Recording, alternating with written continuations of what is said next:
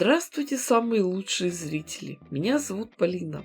Думаю, что многие из вас смотрят на прекрасные работы мастериц из интернета и расстраиваются, потому что у них нет таких красивых тканей. Понятно, что многие красивые изделия шьют из специально разработанных коллекций тканей. В них выдержана одна цветовая гамма, рисунки перекликаются, поэтому все смотрится гармонично.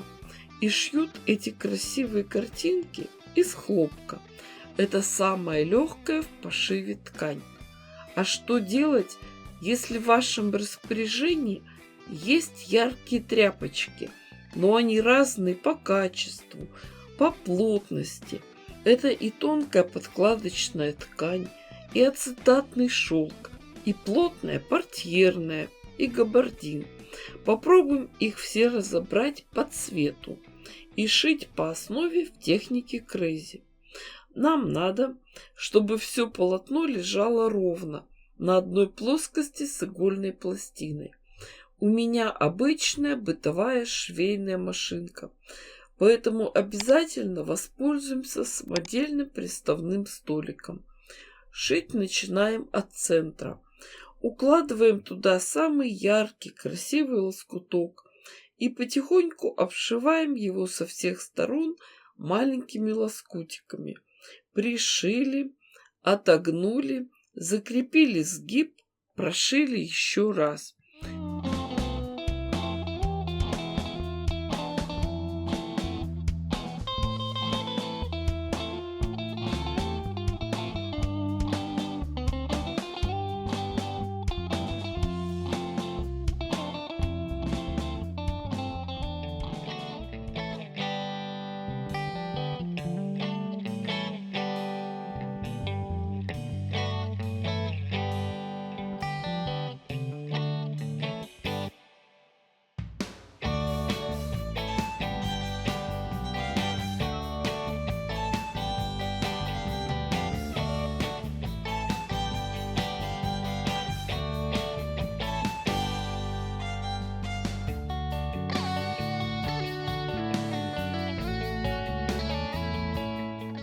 Если надо, то отрезали лишнюю ткань. У нас в работе тонкие подвижные ткани, которые еще и легко сыпятся.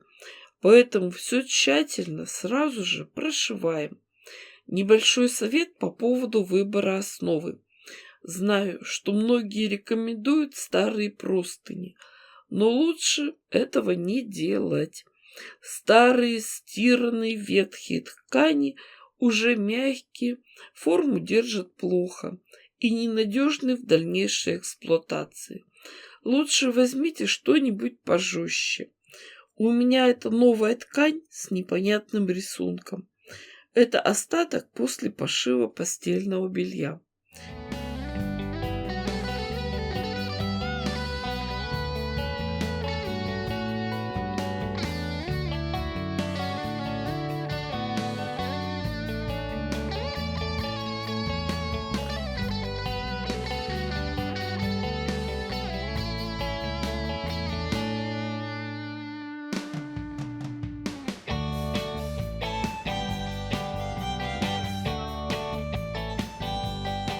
Первоначально мы все лоскутики разделили на кучки по цветам.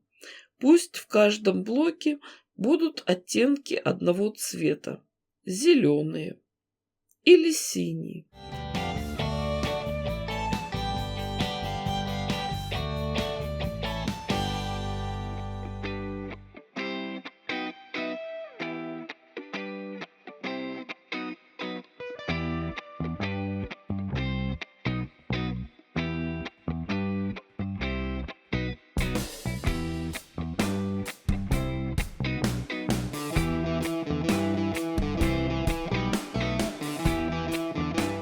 Процесс этот неторопливый, медитирующий. Шей до шей. Что делать долгими зимними вечерами? Никуда не торопясь, можно заниматься таким неспешным рукоделием. Заодно и все ненужные тряпочки пристроите.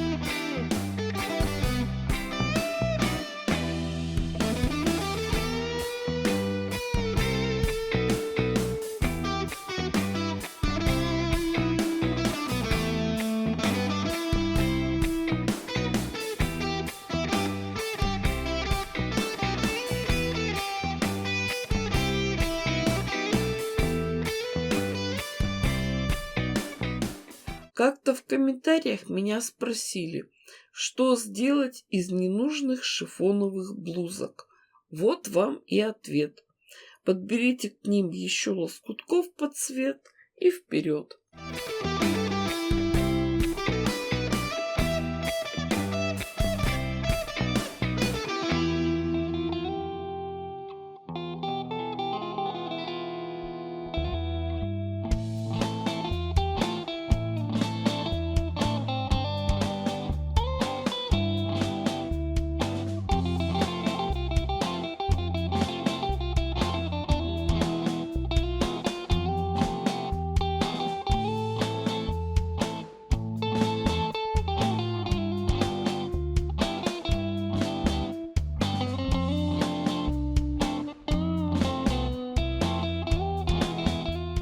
Когда вся основа зашита, эти блоки тщательно проутюживаем и подравниваем.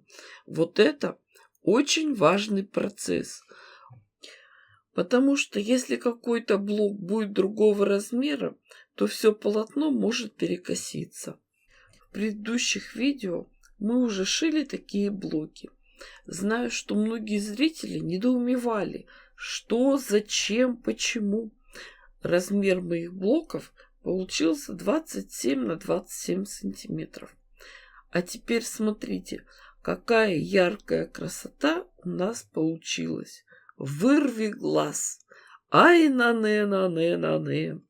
Если кто-то любит яркие краски в интерьере или планирует шить что-то яркое для детей, то можно остановиться и на таком варианте. А можно эти яркие блоки разделить полосками ткани. Смотрите, вот вариант с темной или светлой. Смотрите и думайте сами, какой вариант вам больше нравится. Но мы пойдем другим путем. Всегда себе говорю, захотелось поработать, ляг, поспи, и все пройдет. Но у меня нашлись куски плотной портьерной ткани, очень светлой и очень темной. Выкроила из нее длинные ленты шириной 10 сантиметров. И дополнительно из светлой ткани нарезали квадраты 10 на 10 сантиметров. На каждый блок надо по 2 таких квадрата. Точных размеров не даю, потому что каждый человек шьет со своим припуском на швы. И еще многое зависит от качества самой ткани. Но объясняю, что нам надо. К темной полоске пришиваем светлый квадратик. Ткани у нас подвижные, поэтому шов дополнительно отстрачиваем. А вот уже теперь можно приложить эту полоску к готовой цветной детали и отрезать нужную длину. Можно сразу же приготовить необходимое число темных полосок и сшить сразу же нужное количество.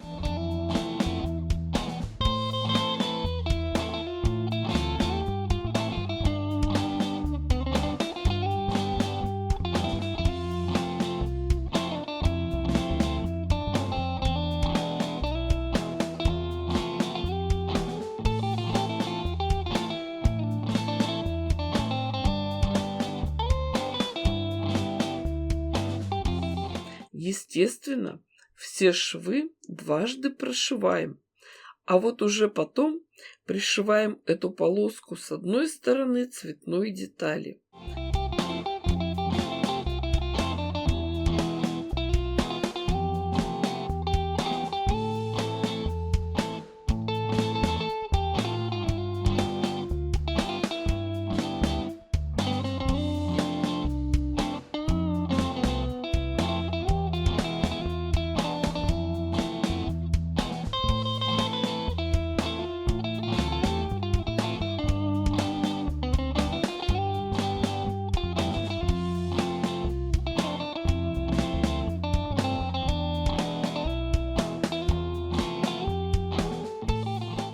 Потом это соединение также разворачиваем и отстрачиваем.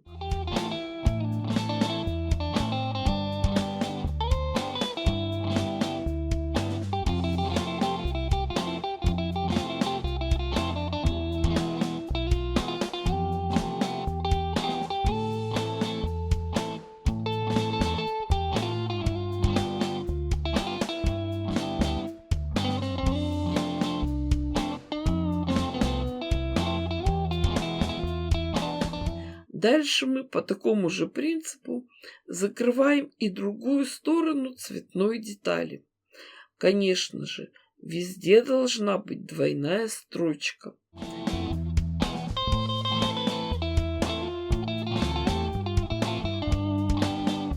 Все детали надо будет тщательно проутюжить и подровнять. Видите, они все получились с темным уголком. А теперь прикинем, как именно их можно разложить в готовом изделии. А дальше уже дело техники. Нам надо на все цветные детали с одной стороны пришить светлую полоску.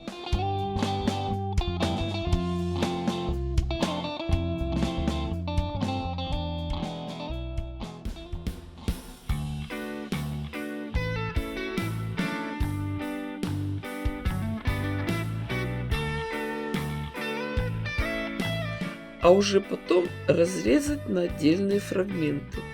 После того, как определились с раскладкой, начинаем сшивать блоки между собой в ленты. У меня получилось 4 ленты по 3 блока, но хочется добавить еще светлых промежутков между этими горизонтальными рядами. Еще немного работы за кадром, добавили разделительные полосы между рядами из краев изделия.